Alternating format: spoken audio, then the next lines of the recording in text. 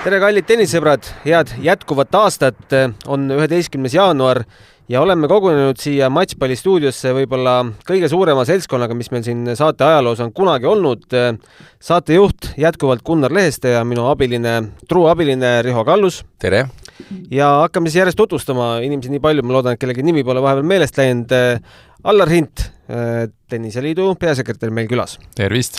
Ja siis saate Tennise sajand või dokfilmi Tennise sajand tegijad Maarja Värv. Tere! Ja Kristjan Kalkon. Tere! Tervist!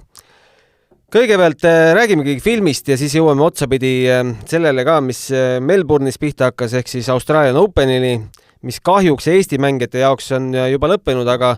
Eksid. No? Ingrid Niil. Okei. Läks meelest. Ei mängi, näed. No siis ongi lõpped, siis ikka ei eksi. Jaa, mina ei eksin, Riho eksis. Aga Tennise sajand 30. detsembril ilmavalgust nägi ERR-i kanalil. Selle tegijad on Kristjan, Maarja ja režissöör Steve Silm. Kõigepealt võib-olla soojenduseks, et minule jättis see küll väga hea mulje. Minu arust oli täitsa mõnusalt hoogne, läbilõige, nagu pealkiri ütleb, Tennise sajandist. Mulle meeldis, et põhirõhk läks sellele, mida ma veel ise mäletan. Et kui paljude dokkide ja raamatute viga võib olla selles, et sellele ajaloole on väga palju pühendatud, siis ajaloole oli ka väga väärikalt ruumi pühendatud, aga kuna intervjueeritavad on ikkagi elus inimesed, siis arusaadavalt jäi see fookus minu arust sellele sajandi poolele, aga kuidas, Riho, sul olid muljed? Minul esimene mõte kohe, mis tekkis, oli see, et kui sellist filmi kokku pandi, et väga hirmus põnev oleks näha kõike seda materjali, mis sealt filmist välja jäi. Et seda kindlasti ma kujutan ette, et te saate täna sellest rääkida, mis sealt kõik välja jäi, sest pealkiri oli ju väga ambitsioonikas, et ikkagi sajandi kokkuvõte, et ma kujutan ette, et ei ole lihtne seda kokku pakkida ühte sellisesse formaati. Aga mulle väga meeldis. No mina kuulsin juba mitu kuud tagasi, et sellist asja tehakse. No kui Kontaveit ja lahkumismäng oli seal näha, et seal on mingid kaamerad, mis ei peaks sinna võib-olla niisama kuulma, kui oleks põhjust mingit muud filmi teha. Aga rääkige, Maarja ja Kristjan, teie, et kus see idee tuli, kes tellis filmi? Ja ma ütleks niimoodi, et kes võib-olla mäletab ka eelmisi aastaid, siis ma olen omamoodi võtnud natukene südame asjaks erinevate oluliste spordialade selliseid sajandeid läbi käia. Eelmisel sügisel oli kergejõustik, enne seda oli jalgpall, võrkpall on ära tehtud, korvpall oli kunagi esimene, siis kui oli korvpallil 90, sai 4-osaline sari tehtud ja tennise sajand tundus selles mõttes eelmise aasta mõttes hästi konkreetne ja vajalik, et kuna ikkagi suvel oli selge, et Anett tõenäoliselt edasi ei mängi, küsimused on, kaua Kaia edasi mängib, siis hakkad mõtlema, et meie legendaarne Toomas Leius on jätkuvalt elus, temaga saab rääkida, Harri Nepiga on võimalik veel rääkida, Evald Kree vajaks käsitlemist natukene, nii edasi, Jürgen Soppi karjäär sai läbi, uued noored tulevad peale ja tundus kuidagi õige just aastal 2023 tennis teha, ehkki neid alasid, millest annaks teha, on ju tegelikult veel. Ja siis see mõte hakkas niimoodi, nagu ikka, kuskil seal kevadel tiksuma ja siis sai mõeldud, et kellega ja kuidas teha. Maarja oli nõus hea meelega kaasa tulema, nagu ta ise enda kohta ütleb, et eks ta natukene peast tennis on ja temaga oli selles mõttes rõõm seda asja teha, et ma võtsin natukene vanemad asjad enda peale, kuna ma ise olen ka ajaloo stuudiumi lõpetaja ülikoolist, mul meeldib seda ajaloo väljundit natukene endas arendada ja edasi anda inimesteni ka ja Maarja võttis natukene neid, kellega temaga oma elus kokku on rohkem puutunud, just Anett, Kaia ja nii edasi ja me leidsime tegelikult väga toredalt ka koostöövõimalused Tenniseliiduga, Allar oli siin abiks kas või tennishallidega kokkulepete tegemisel ja nii edasi ja mul on hea meel, et lihtsalt see asi läks kenasti tööle ja aasta lõpus sai sellise väljundi tunnise. Milline see esimene teie töökoosolek Maarja ja Steiviga oli, et kust pihta hakata, mingi struktuur tuleb ju teha? Jaa, eks sa juhtisid sellele ka tähelepanu, et vaadake huvitav, et Anett ja Kaia olid esimesena. siis eks selliste filmide puhul on oma nõksud, millega peale alustada, et tõenäoliselt kui ma oleks näidanud võib-olla esimesi kaadreid, mis üldse Riigiarhiivis on, siis ma võin öelda, need on 1920ndate algusest ja kui Riho ütles siin, et tahaks teada, mis sisse ei läinud, siis see kaader sisse ei läinud, see oli umbes 10 sekundit pikk. See oli Eesti sõjaväe sporditegevusest üles filmitud, tennisest oli 10 sekundit, ei olnud tennisemäng, pall oli jäänud võrgu juurde maha, üks mees läks selle palli juurde, viskas teisele poole võrku ja see oli kogu plaan, mis tennisest oli. Aga sisuliselt selliste saadete puhul mina alustan sellest, et ma kaardistan enda jaoks ära, mis on üldse arhiivis olemas. Televisioonisaadet ei saa teha, kui sul arhiivi ei ole, raadiosaadet on lihtne teha, raadioarhiivides on pikad tunnised saated, näiteks ka Toomas Leiuse või Evald Kreega. Aga sa pead nad kuidagi teleformaati saama, et siis teha selgeks, mis on arhiivis olemas, mida kaasaegsemasse perioodi sa tuled, seda rohkem su seda kasutada on, ja seejärel on vaja režissööriga idee kokku leppida ja vot siis sealt pealt mina saate toimetajana tavaliselt vaatan, kes on need inimesed reporteritena, keda ma võiks kaasata. Meil oli üks nimi veel listis, aga tal jäi aega napiks ja lõpuks me tegime Maarjaga kahekesi ja siis, kui see mõte oli olemas, siis ma tutvustasin seda Maarjale ja Maarja haakus. Maarja, miks sa haakusid? No, sest ma olen peast tennis. Sa oled teinud ka, olnud kaasosaline see Eesti tennis 100 raamatus, ma tean, eks? Kas sinu jaoks oli selles kogu protsessis ka midagi uut, mida sa varem ei teadnud seda raamatut tehes kas või? Kas raamatut tehes oli midagi uut või selles nüüd? Filmi tehes nüüd? Ma ei tea, kas ma just ütleks, et midagi uut oli, võib-olla minu jaoks oligi ootamatu see, kui palju mina mingeid asju detailselt mäletan ja kuidas mängijad ise neid asju mäletavad või ei mäleta. Et võib-olla see oli niisugune kõige üllatavam, et muidu iseenesest ju nende karjääri kohta ma ei tea, mis üllatusi mul saaks sealt väga tulla. Kuidas te intervjuud omavahel ära jagasite? Seal on, jooksevad läbi Nepi, Kanepi, Kontaveit, Sopp, jäi mul keegi, Ani ka. Aita Põldma. Jah, kindlasti Põldma, jah. Ja me jagasimegi niimoodi, et need lood, millega Maarja tegeles, ehk Jürgen Sopp, Kaja Kanep ja need Kontaveit tegi Maarja. Me natuke rääkisime võib-olla ka lähenemisest, sest selliste saadete puhul võib-olla üks keerulisemaid asju on see, et kuidas lugu jooksma läheb, ehk see on võib-olla näitlikustada niimoodi, et kui sul on üks suur pusle, ja sa tahad, et sealt pilt välja tuleks, siis kõik tükid ei pruugi sobituda, osa sa pead kõrvale lükkama, sul on kõik segamini. Seal on olemas õiged tükid ka, aga sa pead need üles leidma. Ja kuna vanemaid asju hakkasin mina tegema, siis Aita Põldmaaga, Evald Kree tütrega sai minul räägitud, Harri Nepi ka, kes mäletab aegu, kus ta ise mängis kõiki neid teise maailmasõja järgseid aegu, ja Maret Tani ka sellise ülemineku aja tõlgendajana tegin mina ja Toomas Leius oleks ka mina teinud, aga erinevatel põhjustel see intervjuu värskena jäi tegemata, aga teda oli tõesti raadioarhiivis ja ka Riigiarhiivi, filmiarhiivi kaadrites ja sai selles mõttes ta ka kenasti sisse. Kas kõik, keda te tahtsite intervjueerida, olid nad koostööaltid ja kohe haakusid esimesest minutist, et loomulikult ma tulen sellesse filmi? Aita Põldma ütles mulle niimoodi, et kui sa helistasid mulle, et sa tahad mu isast rääkida, siis mul ei olnud võimalust. Kui sa oleks midagi muud pakkunud, ma ilmselt ei oleks tulnud. Aga ei, Harri Nepi ja teistega ka, Maret Taniga ka, nad olid selles mõttes väga rõõmsad, et nad saavad selles projektis kaasa lüüa ja Maret mulle isegi saatis tagasisidet pärast, ütles ka, et talle endal ka tegelikult see väga sümpaatne tundus see saade lõpuks aga teisi kokkuleppeid oskab ilmselt Maarja kommenteerida rohkem. Need läksid ka lihtsalt, jah. Kui pikad on need intervjuud, mis eetrisse ei saanud ju panna kindlasti nii pikalt, paremad palad ju välja lõikama, nagu ikka tehakse, aga kui pikad on need intervjuud ja kas need jäävadki nüüd kuskile arhiivi või teil on plaanis nendega midagi teha? Need jäävad arhiivi, jah. Nad on sõltuvalt olukorrast, enamasti on 3-40 minutit kuni tund võib see intervjuu olla, kus siis lõike välja valida ja paremad asjad, Maarja kasutas ju üht-teist tegelikult portaalis ka saate tutvustuste juures, mis on päevakohasemad just meie mängijaid, võib-olla Anetti ja Kaiat puudutavat. Ise olete tulemusega rahul? Jaa,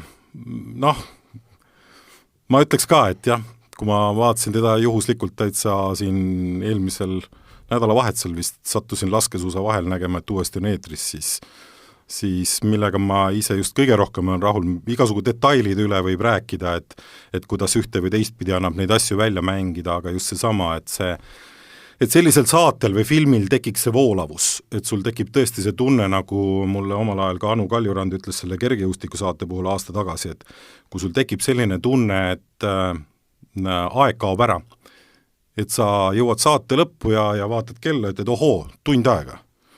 Et ta tekitab sellise kaasahaaramise momendi ja ajataju kaob natukene ära, kui sa seda vaatad ja ma arvan, et need kaadrid, mida sinna tõesti visuaalis õnnestus ikkagi saatesse panna, seal on tõesti see, mis on.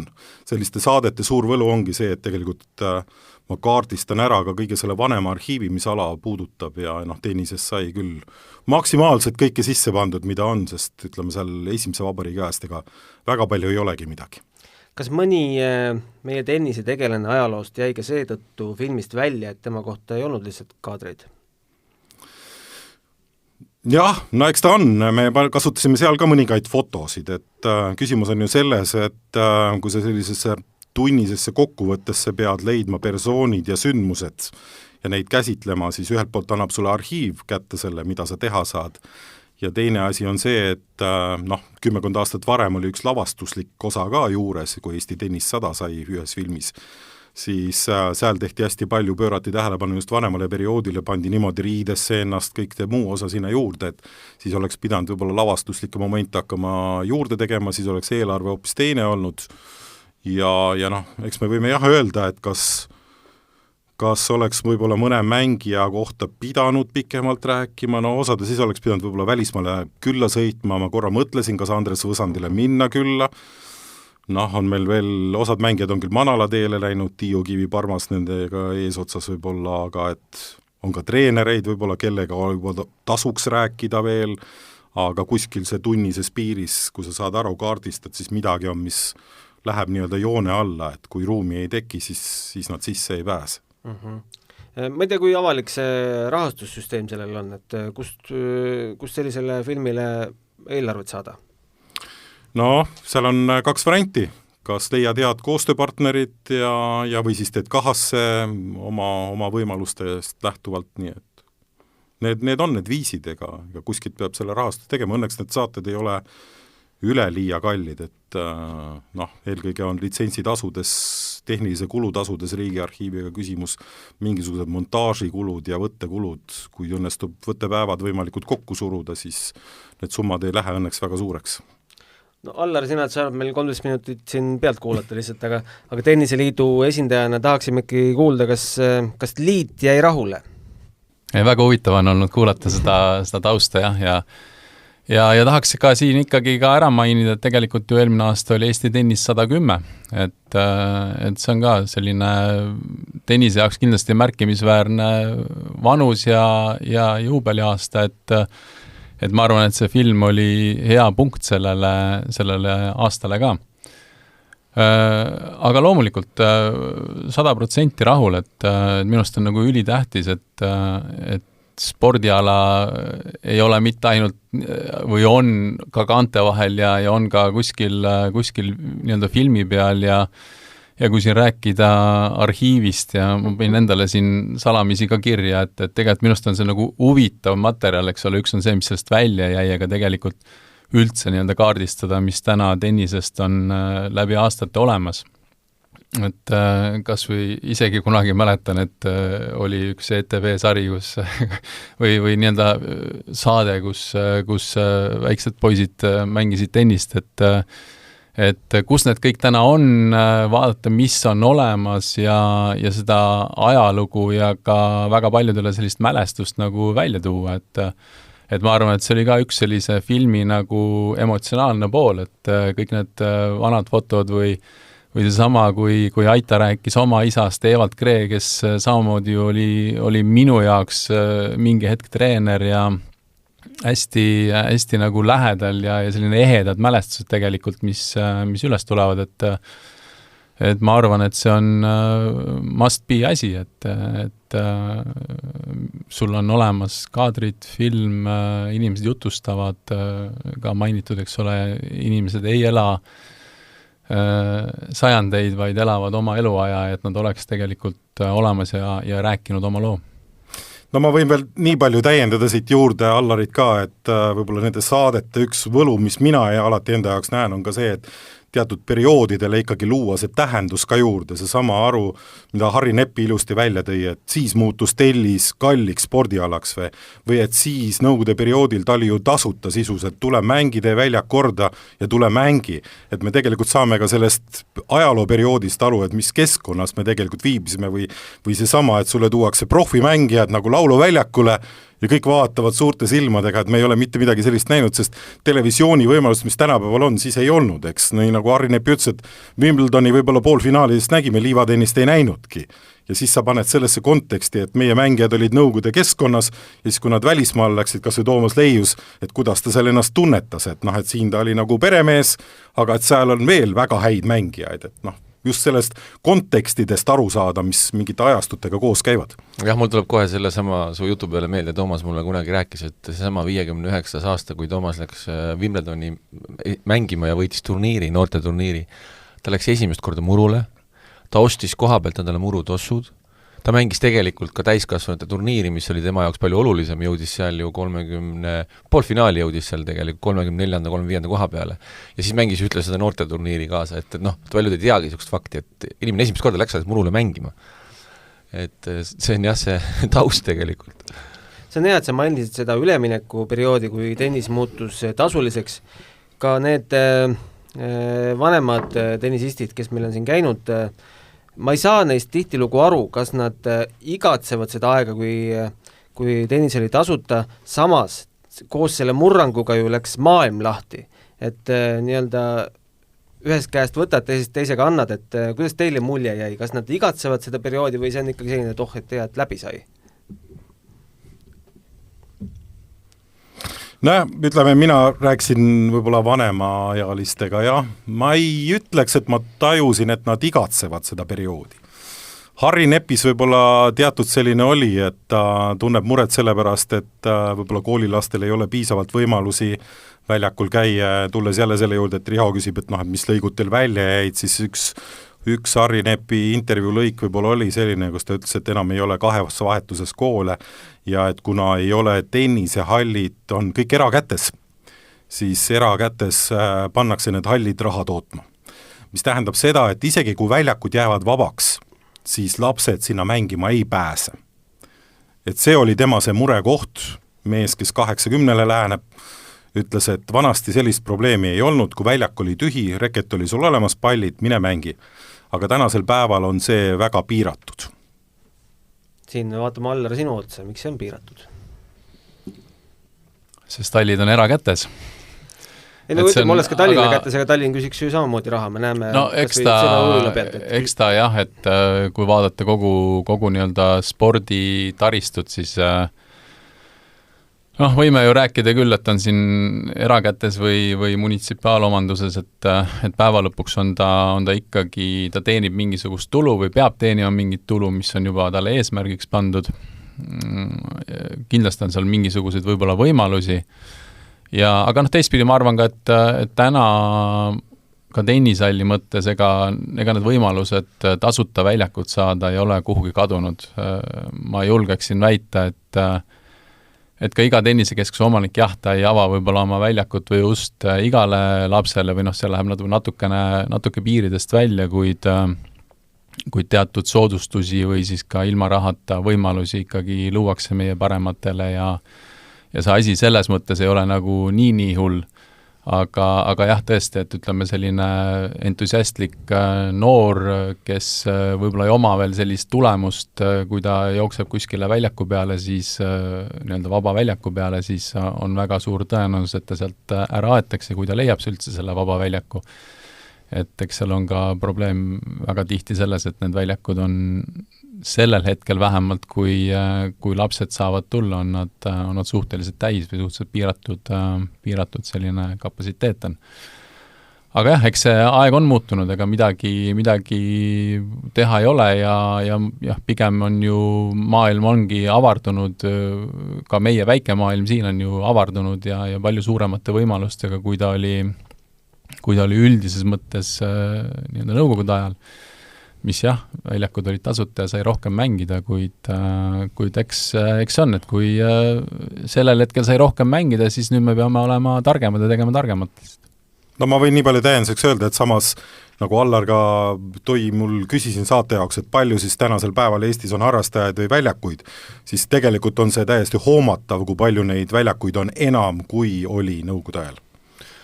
Tegelikult üks niisugune, mis mõte mul on kogu aeg peas olnud ja mis ei ole üldse keeruline iseenesest, et on nad era- või munitsipaalkätes need keskused, aga mulle hirmsasti meeldivad sellised võimalused, et sul on ikkagi üks väljak õues tasuta koos põrkeseinadega ja tegelikult ka sisepindadesse teha üks põrkeseinade nurk, kus lapsed saavad lihtsalt seina lüüa, see ei võta tegelikult tüki küljest ära, nii et ma kutsun küll üles kõiki keskusomanikke selline nurgakene leidma, kus on võimalik lihtsalt olla lastel ka niisama ja lüüa, toksida, et see ei ole rahaliselt tohutult kallis tegelikult. Mina tean Tallinnas ainult 2 tasuta väljakut, te võite mind aidata, kui need on rohkem, on ka mulle hea vihje. Vabaduse väljak? Ei. Kose noortekeskuse taga on vist 4 väljakut ja siis Mõigus seal lennujaama kõrval ühe maja taga on ka üks väljak. Mõigus on, ma võin kinnitada, ma tean seda väljakut. Seal on just hästi räämas, see võrk oli viimati, kui ma käisin. No kunagi oli Nõmmel, aga enam ei ole Nõmmel ka või? Ma just tahtsin küsida, et kas see Nõmme väljak, kus olid põrkeseinad ja plats? Vanasti oli ja ma võib-olla väljaksin, et ehk on täna veel. Ja põrkeseina ma olen näinud ka Kalamaja põhikooli taga, seal on üks Kossu väljak ja siis seal on tennis ja põrkesein ka. Et mulle laps läks jalgpallitenni sinna kõrvale, ma ise veetsin selle tund aega seal vast seina tagudes. Jaa, no tänapäeval on olemas ju need spetsiaalsed, nii-öelda mitte põrkeseinad, vaid sellised nii-öelda kangaga, kus sa lööd palli ja toksid, see võtab sul võib-olla meeter korda meeter ruumi, pane see kuskile koridorisse üles ja lööge. Et see ei ole üldse nagu tohutult suur investeering. Aga selle filmi juurde tagasi tulles, siis mis plaan on nüüd selle levitamise? Kas see jääb nüüd Jupiteri ja siis kui ERR-ist näidatakse, siis näeb või on plaanis, ma ei tea, külaseltsidele teha kogunemisi, vaadata kõik koos? Jah, eks ta jääb Jupiteri vaatamiseks, see on selge ja aeg-ajalt ta jõuab muidugi kordusvaatamisse ka, selline on selline klassikaline lähenemine ja eks teda me kasutame päris palju neid spordiasju, mis me oleme teinud aegade jooksul, kui nad sobituvad täpselt mingisuguse üldise programmi juurde, no see sama, et laskesuuskade vahel oli tund aega, kordusena seda tennisesaadet sinna oli hea näidata ja kui on lühemaid saateid, mis on tehtud, mõnikord on pooletunnine paus, sinna saab kasutada, et niimoodi ta üldiselt on. Ja ega ma ise ei ole küll kursis, et eraldi kellelegi pakkumine oleks, et tahate näidake, aga kui küsitakse, siis alati on võimalik tingimustes kokku leppida, nii palju kui mina tean. Kui sellised filmid alati valmis saavad, siis küsitakse, et mida võiks järgmisena teha? On sul endal töös mõni dokfilm või mõte, mida tahaks teha? Mul on mõtteid, aga ütleme niimoodi, et praegu jah, ma neid välja ei ütleks. Mul on mõtteid, millega edasi minna ja eks paistab, kuhu aeg viib. Aga ainuüksi tennises saaks ju teha veel vähemalt 3 filmi, Allar. Ja kindlasti siin tuleb nagu neid Die Hardi järgi tuleb järjest. Aga ei, loomulikult on, et ma arvan, et isegi see film, et nagu te ütlete ka, et hästi palju jäi mingit materjali välja, on üks pool sellest. Kindlasti on siin veel ka persoone, kellega on võimalik rääkida, kas või samad minnes veel nooremaks noorte Grand Slamide võitjad ja nii-öelda tulemuse mõttes ja kindlasti on, ma tean, just see vanem generatsioon on aeg-ajalt jällegi tuleb ja tuletab meelde teatud seigad, juhtumised, mängud, ajalugu, mis oli, et kindlasti on seal sisu kui sellist on väga palju, mida veel välja saab tuua. No eraldi filmid Kaiast, Anetist, Jürgenist. No tegelikult on ju kohe tulemas ju Anetist see Breakpointi film, nii et see on sügisel veel eraldi dokka ju. Jah, mõlemad. Breakpointist võime rääkida nii palju, et ma esimese selle hooaja skippisin nüüd läbi, seal veel Aneti seal ei ole veel, jah. Et siis juunis või juulis, Wimbledoni päevil tuleb umbes see teine. Ja ma ütlen, et vahele ka, et ütleme, vanema põlvkonna tegijatest kindlasti on neid, kellest võib täiesti teha. Küsimus on ju mõõtudes. et kas ta on tunnine saade või ta on 15 minutit saadet või pool tundi saadet, et alati on ja neid väljundeid on ka eraldi, ega alati ei pea olema see võib-olla tele-eetri väljund, aga ongi võib-olla kuhugi teise keskkonda hoopis sobib. Aga lähmegi siis juttudega nüüd tänapäeva Australian Open. Mark Lyall ja Kaia Kanepi kahjuks pidid esimeses ringis juba vastas paremust tunnistama. Riho, sa vaatasid kindlasti Margi mängu, ma tean, kas Kaia mängu jõudsid ka järgi vaadata, see oli ikka sügaval öösel. Jah, ei jõudnud Kaia mängu vaadata, et paningi endale Margi mängu ajaks kella helisema, see oli ka suhteliselt vara hommikul, et Margi mängu vaatasin, jah. Aga äkki siin laua taga keegi vaatas Kaia mängu ka? Mina. Sina vaatasid? No nii, Maarja kord. Milline mulje sulle jäi? Kas sul jäi ka sama mulje, mis Harri Nepile, kes ütles, et ei jõua enam pallidele järgi nii nagu peaks? No ma ei tea, kui palju teda segas see õlg, mis tal natuke teibitud oli, et vahepeal tundus, et teda segas see päike, et just ühelt poolt servides, et ta nagu natukene pimestas või midagi ja siis ja tema ju mütsi ei kasuta kunagi, noh. Jah.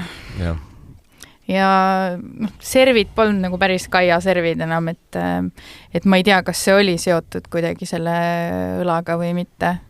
Aga jah, et midagi nagu väga toredat seal vaadata ei olnud jah keset ööd. No Kaia siis, ütleme tulemuse ka ära, kaotas Storm Hunterile, maailma parimale paarismängijale, kus juures 3-6, 2-6 ja tund ja 19 minutit see matš vaid kestis. Harri arvas, et Kaia viimane suure slammi turniir olime sellele tunnistajaks. Mis te arvate? Ma ei ole küll Harriga nõus, et ma arvan, et kui Kaia terve on, no küsimus on selles, kas ta saab kvalifikatsiooniturniiril veel peale, mis ta edetabeli koht teeb kevadel 200 pluss jääb praegu. Jah, aga no kui ta vahepeal nüüd mängib, me ju ei tea, kuidas tal tervis on ja kas ta kuskilt punkte juurde saab, et ma arvan, sellest väga palju sõltub, kas ta Grand Slami kvalifikatsiooni peale pääseb. Noh, praegu tennises on ikkagi, mis on väga positiivne tendents, on see tegelikult, et auhinnarahade ümberjagamine on olnud nagu selles suhtes positiivne, et nüüd juba ka esimese ringi kaotajad teenivad päris korralikult. 19 000 eurot miinus maksud. Jah, kas see juba ei ole ilma, minust oli isegi üle 20 natukene Austraalias, aga okei, see selleks, jah. Et noh, need on väga korralikud summad ja kui sa lihtsalt juba Grand Slami kvalissega peale saad, siis tasub igal juhul mängida, et ma usun, sellest väga palju sõltub. Aga Mark Lyallist ka, Mark kaotas 4-6, 2-6 prantslasele Hugo Greniele ATP 179. No seal oli nüüd mängu natukene rohkem, olgu 2 setti, aga sai otsustavaks vast ikkagi see võib-olla avageimi lõpp, kus Grenier leidis ikkagi sellise kahuri käest, et ühes geimis 5 ässa lajatas või Riho, kas arvad, võis olla murdepunkt? No see oli selline väga, ütleme, Margil oli võimalus, ta oli peaaegu konksu otsas see vastane tal juba, ta oli 0-30 vastase pallingule ees, siis tehti vastasele veel hoiatus ajalimiidi ületamise eest, et tundus, et nüüd on see moment, kus saab selle murde tagasi. Jah, ja selles samas pallingu geimis lõi vastane 5 servi ässa ja Margil oli vist veel 3 murdepalli selles geimis, et aga peale seda peab ikkagi vastase kiituks ütlema, et see teise seti algus oli tal suurepärane ja ta tegelikult ei teinud Margi elu sugugi lihtsaks, et natukene ma ütlesin sulle ka, et natuke ta Nil Medvedjevi stiilis mängija, kes mängib seal väga kaugel tagajoonest, aga praktiliselt vigu ei tee, et Mark pidi kogu aeg ise midagi välja mõtlema ja nuputama ja lõpuks kannatus võib-olla natuke katkes, et ei olnud midagi kerget. Ma mäletan seda Prantsuse noormeest Madridi turniirilt, kui ta mängis, see on kõige kiirem liivaturniir, kui ta mängis üle Diego Schwartzmanni ja Sebastian Korda, kes on väga suured nimed tennisesse tegelikult mõlemad. Schwartzmann küll on viimasel ajal natuke ära kukkunud, aga ega seal jah, ühtegi lihtsat meest seal Grand Slami tabelis ei ole, nii et võib-olla natukene ikkagi see Grand Slam on teistmoodi, sul on väikene võib-olla lisaärevus, et saaks sealt nagu minema, et sa saad selle mängu ja 2 alla, et sul tekib mingi teatav selline algus on raske, et näha oli, et Margil ka kindlasti ei olnud parim päev, et vähe sai oma esimeselt servilt ja natuke vigu oli palju, et Margi kohta mitte ühtegi servi ässa näiteks, Margil on väga hea palling, et aga aastas oli 12. Jah, aga jälle, 12 murdepalli esimene sett Margil, tegelikult Mark oleks statistiliselt võinud selle esimese seti ju võita, aga statistika on statistika ja nagu Roger Federer on palju rääkinud igasugustes erinevates podcastides ja oma karjäärist, et kui ma vaatan keskelt läbi, siis ma võidan 53% punkte ja vastane võidab 47 aga ma võidan turniiri, et ja nii oli ka see mäng, et Mark võitis 45% punktidest ja tennis on selline huvitav spordiala. Kuidas teie majas tundub, kas Margi vastu on Eesti tennisefännidel või üldse portaali lugejatel, televaatajatel nii suur huvi, nagu oli Kaia Neti vastu? No ju see vaikselt niimoodi hakkab tekkima, et ma arvan, et ma olen ise natukene peale surunud inimestele, et mina hakkasin mingist hetkest rohkem tema tegemistel silma peal hoidma ja siis lihtsalt kannan ette uudiseid inimestele nii palju kui vähegi võimalik ja lõpuks ta on ära õigustanud selle, et ma aastaid tagasi seda tegema hakkasin. Kas meil on ka siin majas sellised, et nüüd tennis sureb välja ja Eesti tennises on nüüd suur auk aga ma ei ütleks. Küsimus on ju, mina arvan, ootustes. Loomulikult me mõtleme, nüüd räägime ka Austraalia lahtistest, olid aastad, me Marjagiga arutseme enne vist eile või millal, et sa ootad loosimist selle mõttega, et kes jääb Anetti ja kes jääb Kaia tabeli poolde, kellega tal on mängida, kui tal hästi läheb, mitmendas ringis tuleb mõni tõeline maailma häst talle vastu, eks Anett oli ise ka maailma tipus, et võib-olla meil praegu ei ole sellist nime välja käia, et Mark Lajal, ma soovin talle edu, küsimus on, et tal võib-olla alustuseks oleks vaja üle teha see, mida Jürgen Zopp on teinud. Ja siis koos sellega tekib mingi teatav huvi, sest me ei saa ka Zoppi, Kontaveiti ja Kanepiga võrrelda selle huvimääras, seal on ikkagi päris grandioosne vahe olnud. Ja meeste tennises on võib-olla veel keerulisem läbi lüüa, arvestades kui kiiret mängu tänapäeval ja kui võimsat mängu, nagu mehed mängivad maailma tipus. Jaa. Aga Australian Open, Ingrid Neel ei mängi, ehk siis meil Eesti huvi enam mängus ei ole, küll aga loosimist ikkagi, ma usun, Riho, sa vaatasid huviga? Vaatasid laivis? Otse, kell 4 öösel. Ei vaadanud, jah. Mis sa tegid siis? Magasin. Ära jama. Tegelikult ei maganud ka. Igatahes kogu maailma meedia on ehitanud need pealkirjad ikkagi kahe mehe peale, et kes siis kumma teekond finaali on kergem või raskem, kas Novak Djokovic või Carlos Alcaraz. Riho teeb juba niisuguse näo, et kus on Jannik Sinner, aga räägime siis Djokovici tabeli poolest ja Alcarazi tabeli poolest. Alustuseks Djokovic ei teagi veel, kellega ta mängib, kvalifitseeruja või siis õnnelik kaotaja, aga teel finaali, Riho. Poolfinaalist Sinneriga saab edasi? Alustuseks ma tahtsingi öelda, et minu arust eelmisel aastal tegelikult võiks öelda ikkagi, et eraldus tugev nelik, kellest eraldus üks mees veel tugevalt. Et see oli reaalsus, sellepärast, et unustame ära, mis Danil Medvedev eelmine aasta kõval katet tegi, üldse kõige rohkem võite oli Danil Medvedevil. Ja see, mis aasta lõpus Jannik Sinner tegi, 2 korda võitis Carlos Alcarazi, 2 korda võitis Danil Medvedevit, 2 korda võitis Novak Djokovici, nii et ma arvan, et see nelik on kindlasti nagu absoluutselt teine võrreldes siis sellega, kui nüüd seal ka punktiliselt tuleb seal päris suur vahe ja siis tuleb Andrei Rubljov, kes on 5 praegu, nii et ma arvan, et see on hästi huvitav. Aga Novak Djokovic muidugi on omaette nähtus, et aasta aega tagasi see oli ju praktiliselt vahetult enne Austraalia lahtiseid, kui alles arutati, et kas see mees pääseb üldse Austraaliasse või ta ei pääse üldse Austraaliasse. Ja aasta hiljem me teame, mis kõik jälle juhtus, et Djokovic on Djokovic ja fakt on see, et tema on kõige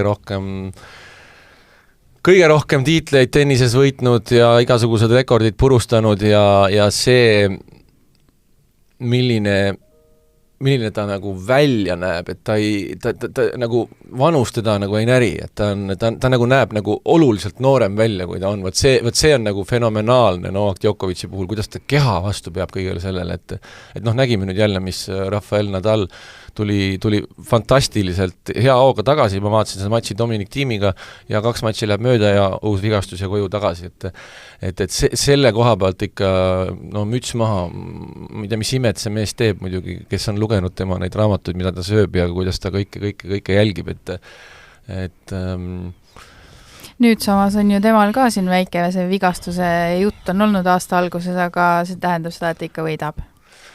See on uinutamine. Ja ma pean ausalt ütlema tegelikult, et ei, ta kaotas Alexi Minorile, et selles suhtes päris uinutamine see ei saa olla, aga ikkagi. Aga jälle, ikkagi ta võidab. Et mis turniiril ja kus, et vaatame, et kui nagu kas ta üks aasta ei võitnud Austraalia lahtisi, nii et tal oli mingi, ma ei tea, väidetavalt 13 sentimeetrini rebend kuskil kõhulihases või? Jah. Küünarnukk ei tähenda midagi. Taylor Fritziga mängis seal niimoodi, et Fritz vaatas, et ma ei saagi lüüa, et mees ainult lonkab seal teisel pool, aga ikka lõpuks kaotas selle matši, et see selleks, et ta on aga ma ütlengi vahele, et see on minu meelest nagu väga hea mängija tunnus.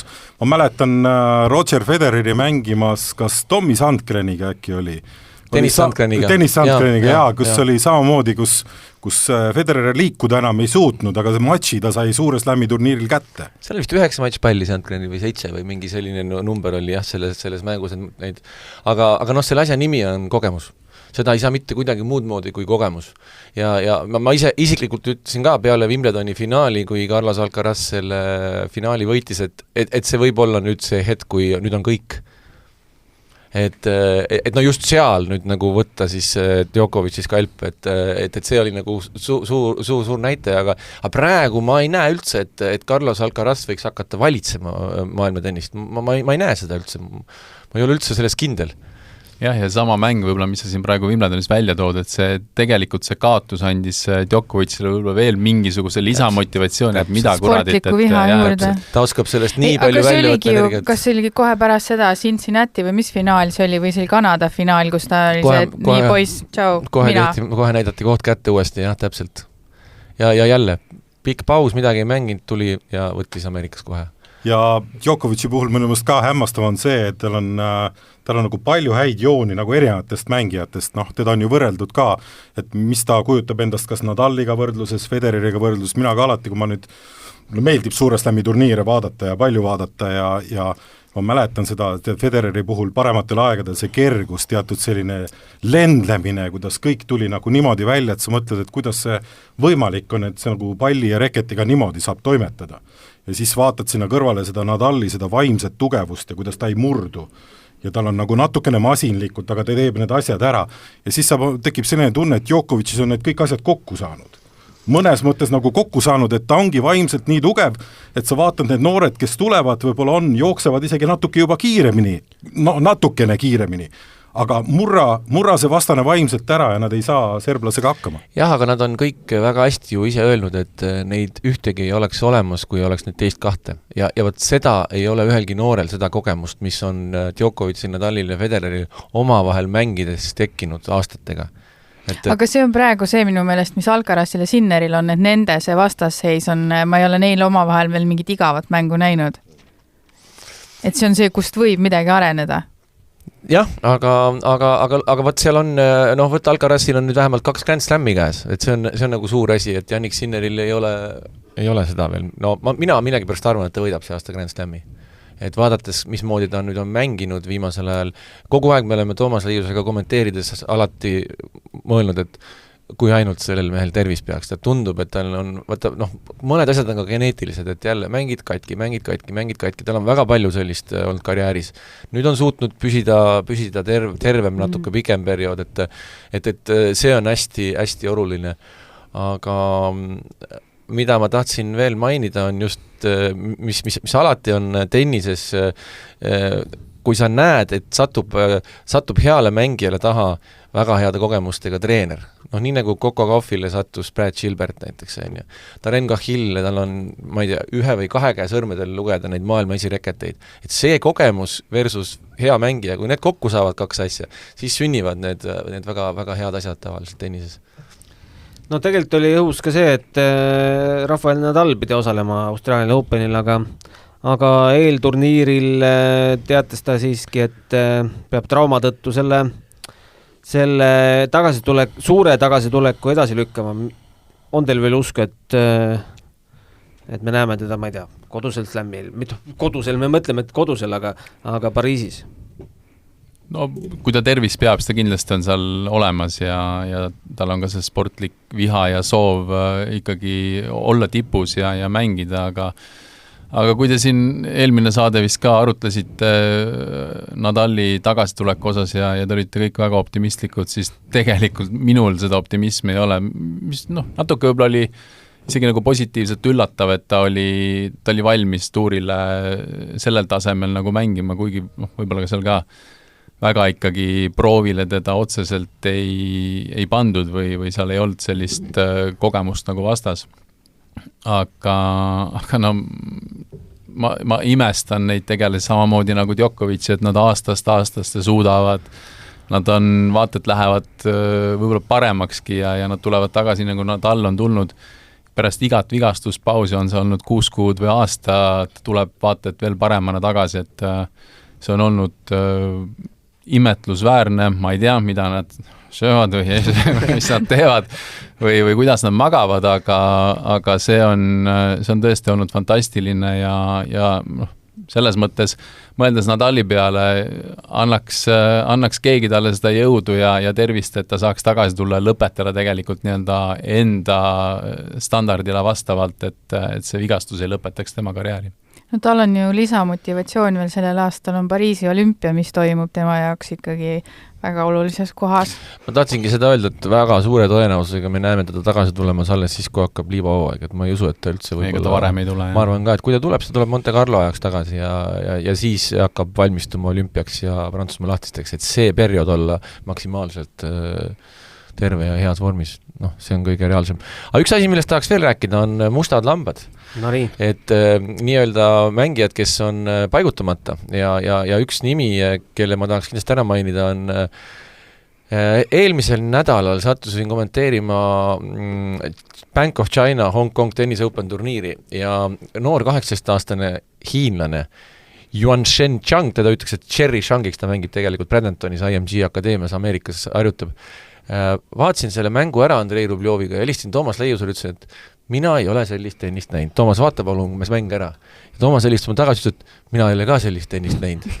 Et võt see on üks väga-väga huvitav noormees.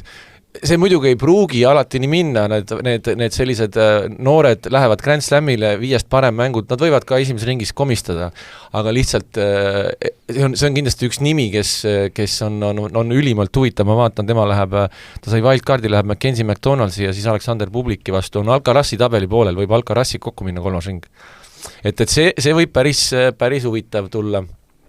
Ja kindlasti see sama noor prantslane, kellega mängis lajal Antwerpenis Artur Fils, ja see on väga huvitav kuju, tema on ka paigutamata ja 19-aastane. Et sellised nimed, nendel on ka teine, on see Luka Nash on ka tegelikult noor poiss, kes on natukene Artur Fisist maas, aga pidevalt ATP tuuril on vaatad, et kes see on, vaatab mängivad nagu kulda, maailma 200-s midagi kuskilt, et tennis on niivõrd palju muutunud ja lihtsalt see meeste tennises eriti see on niivõrd tihe on see konkurents ja olla isegi seal kuskil reaalselt 500 hulgas, see ei ole lihtne, see on ikka meeletult raske täna. Aga kas me mustaks lambaks ei saa pidada ka siit samast 60 kilomeetri kauguselt pärit Emil Ruusuvoorit? Jaa, Emiliga oli, sina võid Emilist rääkida, ma mäletan Emil, kui ta mängis Carlos Alcaraziga fantastilise matši Madridis ja oli sett ja murdega peal, et vaatasime, et teeb Alcarazile 2 kiiret, aga ikkagi ühe raske pika oma servigame'i kaotas ja siis Alcaraz sai kuidagi sealt mängu taha. Emil on meenutab Andre Agassit, aga liigub fantastiliselt hästi ja lööb tõusvalt palli, et ja üldse see, mis praegu Jarkko Nieminen Soomes teeb selle Davis Cupi koondisega, see on ikka kadestamisväärne, et tahaks ka seal olla, Allar? Tiimis või? Ei, mitte tiimis, vaid tahaks Eesti tiimi. Ei, loomulikult on see kadestamisväärne. Mis puutub Emilit, siis eks tal on ka siin aasta lõpp ju väga, väga raske nii-öelda tervise poolest ja ei saanud korralikku tulemust alla vist sisust alates US Openist, kus ta pidigi loobuma. Ja nüüd Hongkongi finaal, väga super, et on jalad alla saanud ja ma loodan tervise korda ja kindlasti on ta ju olnud läbi viimaste aastate selline väga ohtlik vastane kõigi jaoks ja kogu aeg natuke nagu nii-öelda olnud kandade peal ja kindlasti võimeline võitma mänge Grand Slamil. Aga kas ta on ka võimeline võitma teises ringis Danil Medvedevit? On. Jah, vastus on küll. Eile veel sain sellise info, et teeb kadedaks. Soomlased mängivad vist Portugaliga nüüd kevadel. 10 000 piletit müüdud juba piletid kõik. No võt, tahaks ka. No see, mis oli Davis Cupi finaalturniiril, millised Soome fännid seal kohal olid. Ja see matš toimub minu arust, kas on Artval Areenal vist või? Ei ole Artval, aga kuskil... Espos kuskil. Jah. Aga no äge. Aga loomulikult ja see on pikk aeg, et see ei ole ainult see finaali mõju, mis praegu oli, vaid tegelikult kogu see tennise pool 2-3 aastat kogu selle tiimiga suured nii-öelda jääoki areenid praktiliselt välja müüdud ja see huvi on see tänu Emilile, on see läbi Arko veel ju Heliovaara Harri, kes on samamoodi paarismängus maailma tipp, eks ole, et see on hästi positiivne, et inimesed jälgivad ja tulevad ka vaatama, et see on väga-väga tähtis, et see on soomlaste poolt nagu super, et see ei ole ainult jääoki või mingi selline nii-öelda suusatamine, vaid tegelikult tennis on tõusnud hästi populaarseks. Ja võt, mis sellega seoses mis mulle õudselt meeldis, kui meie poisid olid New Yorgis nüüd neljakesi, kui ma vaatasin nüüd ka seal Soome Davis Cupi, kui sa näed, et seal pingi peal istuvad tõesti Jarko, endine maailma esimene Henri Kontinen, kes oli neil ka maailma esimene, et kui sul sellised mehed kõik on seljad koos tiimiga, eks ju, nagu meil olid nüüd Ameerikas oli Jürgen, Markus Mölder, Raismaa ja Ojakäär ja siis juhtuvad jädesed, sa ei ole üksinda, sul on veel seda tuge kodust, et võt see on fantastiline, kui sul ikkagi nagu need inimesed, kes seal tennise juures on, jäävad sinna ja aitavad järgmiseid ja on koos. Et seda äge vaadata New Yorgis. Jah, eks tennis on individuaalne sport, aga tegelikult kogu see pool, mis on nii-öelda taust ja seal taga on hästi-hästi võistkondlik ja mida, kindlasti on seal mängijaid, kes tahavadki reisida võib-olla üksi või ainult oma treeneriga, aga tegelikult see tuur kui selline on nii-öelda üksikute inimeste koht ja kui sul on rohkem abiväge taga ja olemas, et see kindlasti on väga suur tugi. Ja kui üksik mäng ei sobi, siis mängi paari. Ja. Aga me rääksime siin Djokovic suur favoriit, aga kas naistes saame ka ühele mängijale või kahele mängijale näpu peale panna? No maailma resireket loomulikult. Ei ole küsimust, on ikkagi valitsemas naiste tennist täna Iga Swiatek.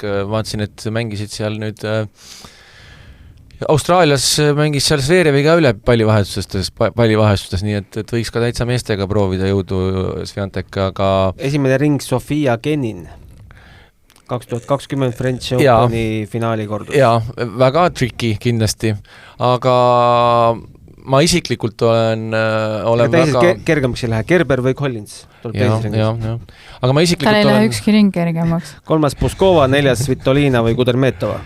Jaa, ma isiklikult olen väga Coco Gaufi usku ja üks nimi kindlasti, mis on samasugune nimi nagu see Cherry Shanghai, on kindlasti ka Toomasega me siin kogu aeg räägime ja vaatame, on Mirra Andreeva. Et lihtsalt see Mirra Andreeva on imetüdruk.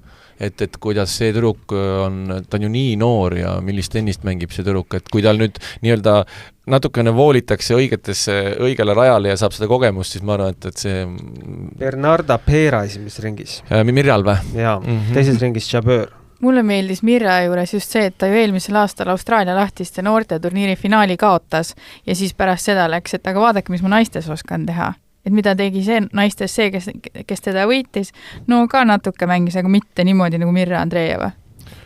Ja. Ja tiitlik kaitseb ju meil Arina Sabalenka. Näete varianti? mina ütlen ausalt, et mina ei ole nüüd päris pikalt naistemänge näinud, ma väga palju neid meeste turniire kommenteerinud, et ma ei oska nüüd öelda, mis siin viimased 2 kuud on Sabalenka väljakul teinud, et ma selle koha pealt jään. Ta oli vist isegi võitis turniiri või? Azarenkat võitis finaalis või? Ei, üks turniir oli, kus nad Rõbakinaga oli Austraalia eelmise aasta lahtiste kordus. Ma olen vaadanud nagu mängu, et üks asi on just see, et mis nagu seal väljaku peal toimub. Brisbane'is jah, finaalis. Kaotas väga kindlalt Rõbakinale. 6-0, 6-3.